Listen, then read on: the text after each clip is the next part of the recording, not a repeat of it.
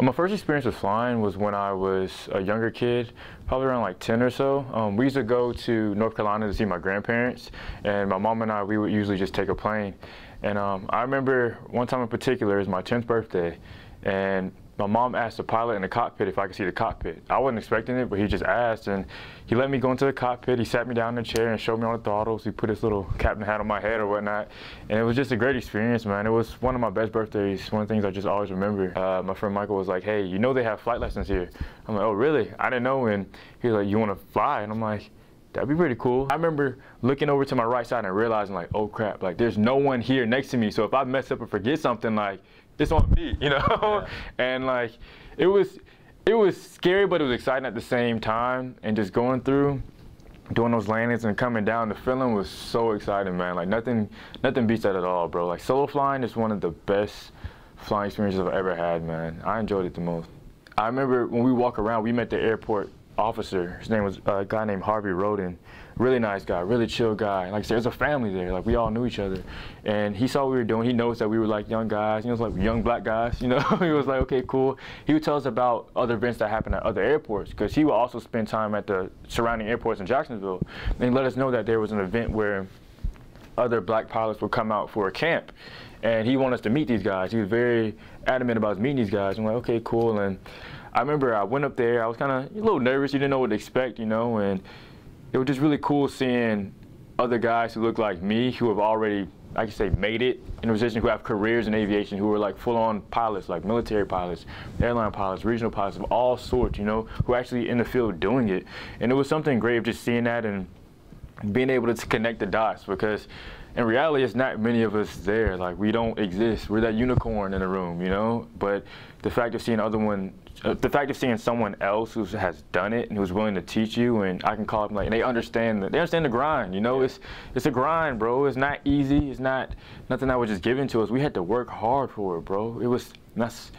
It's something I just really enjoy, man. Like, it's funny because we go around the airport sometimes and people thought we watched the planes. You know, it was like, no, we're like flying the planes. We're actually going to flight training. We're becoming pilots, or we are pilots. It was funny because we'll go to different events at different airports, and people will look at us like, well, what do you do, this and that, and then we tell them like we're pilots. Like, their whole demeanor just changes. They just kind of pause, like, whoa, like you guys are pretty young, you know, and they're surprised because they automatically think something that's not true, or they assume different things, and we try to defy those assumptions, man, and just do what we were there to do. And we weren't just black, but we were young. We're usually like the youngest people there. Like, we're 15, 16. Most people are like, average around like 50, you know, 40, 50, 60, you know, but we were the young guys. So when they had events at the airport, we would still come, you know, get to meet people and this and that.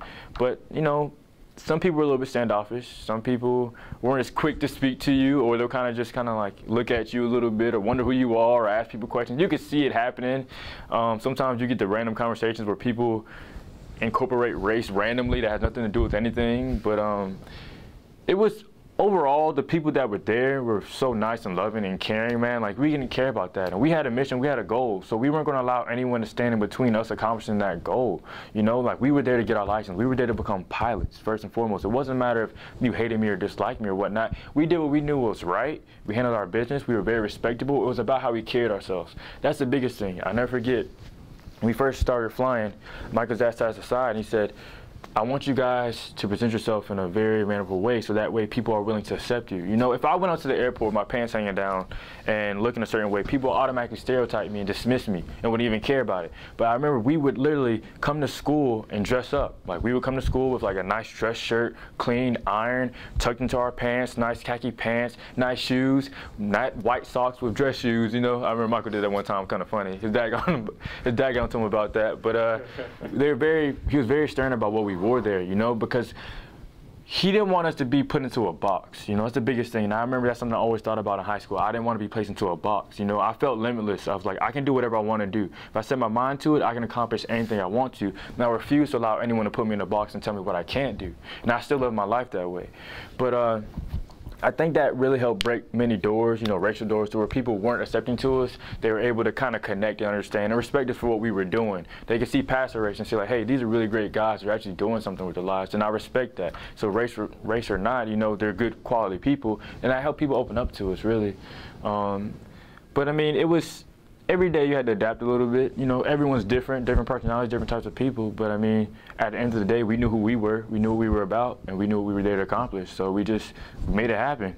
I'm like this. I'm not blind to race at all. I recognize it and I acknowledge it very strongly. I'm proud of who I am. And this is how I was born to be, man. Like, I didn't have an option choice in the womb to choose my race. You know, and if I could do it again, like, I'd still be the same black man that I am today. You know, I'm proud of who I've become. I'm proud of the people who've been in my life, but I don't allow it to be, I don't allow it to hold me back at all. I think if you do that, you set yourself up for failure. I mean, it's easy to watch media and it's easy to watch different things on TV and get sad. I mean, I respect it. I understand it. I understand the struggle of different people. I get it. And it makes sense, you know? I get nervous when I'm around officers still, you know? And I'm not even doing nothing wrong. It's just the things you've been fed in your head, you know? And a lot of times we have had those conversations of what to do when you get pulled over by an officer. I mean, it's a conversation that a lot of black people have in their families. It's real. It's just you learn to, if you focus on doing what's right and ultimately being the best you can be every day, you don't allow small factors like that to get into your head, you know, and set you back. I don't want to allow a mental note hold me back, because I feel like this is your one of the most powerful assets you have is your brain, your mindset. You have to always be in control and willing to adapt. You have to balance out your ego, you have to be able to counteract your negative thoughts. It's good to have those different anecdotes in your head of like, okay, I can't do it, but no, I can do it. You know, if I put the time in and learn it, I feel like I can learn anything. It may take me longer than other people. I'm not perfect at all, but I feel like if I put the time in, I can learn whatever I want to learn. And I can be great at whatever I want to be great at, you know? It's just putting in that time and that hard work to get it done, because I've done that.